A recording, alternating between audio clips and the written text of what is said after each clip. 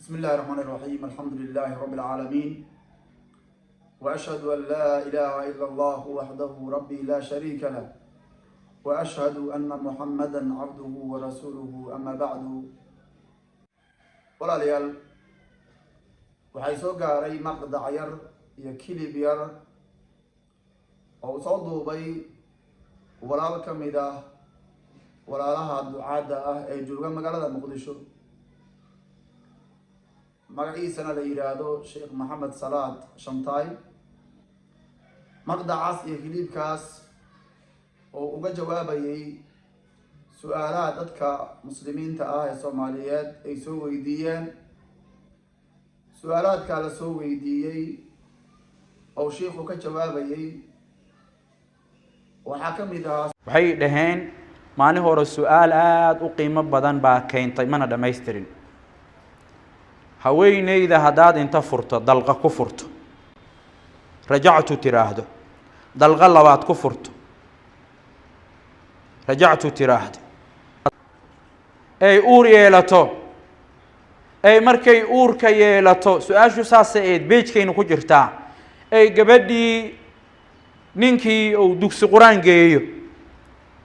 ay gabadhii quraanku dadku u bedelaa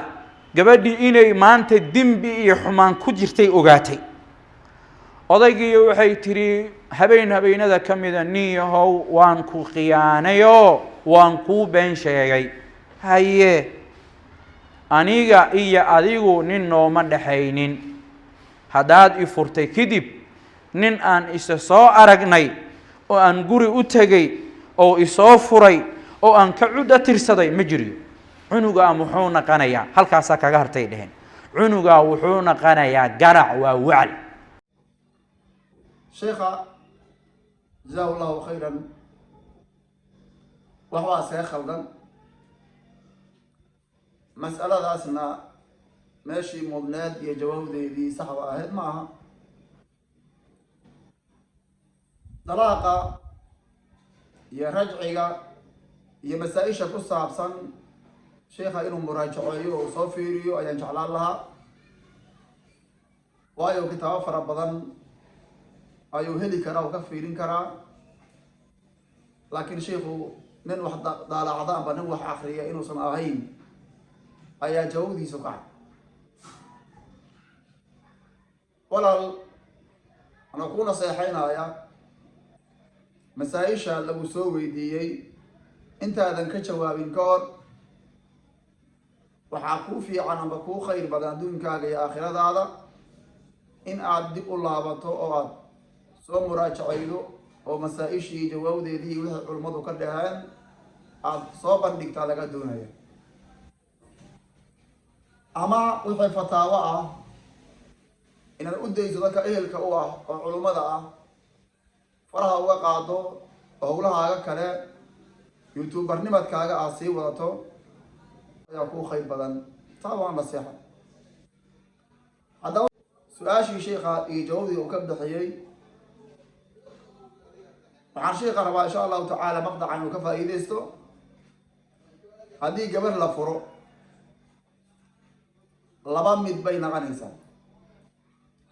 in dalaaqii loo dhammaystiray oo saddexdii dalqadood dhammaatay iyo inay wax ka harsan yihiin oo dalaaq amba laba dalaaqo gabadhii lagu furay haddii dalaaqu uu dhammaado waxaa loo yaqaanaa baa-ina waxaa loo yaqaanaa baa-ina baa loo yaqaanaa haddii dalaaqii gabadha la furay ay wax ka harsan yihiin oo mid lagu furay amba laba lagu furay oo mid sii harsan yahay ayadana waxaa loo yaqaanaa rajciya baa loo yaqaanaa ninka dalqada ku furay amba laba dalqadood ku furay sharcigu wuxuu u ogol yahay inta gabadhaasu ciddada ay ku jirto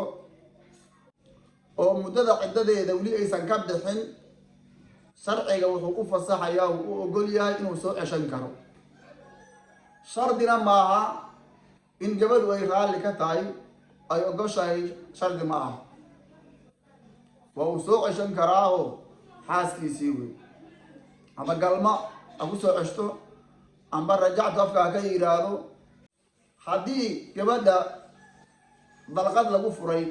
amba laba dalqadood lagu furay oo muddadii ciddada ay dhammaatay intii jaaniska ninkan uu haystay ay ka dhammaatay oo gabadha 3 cuddo ay ku dhacday waxaa weli ninkan u bannaan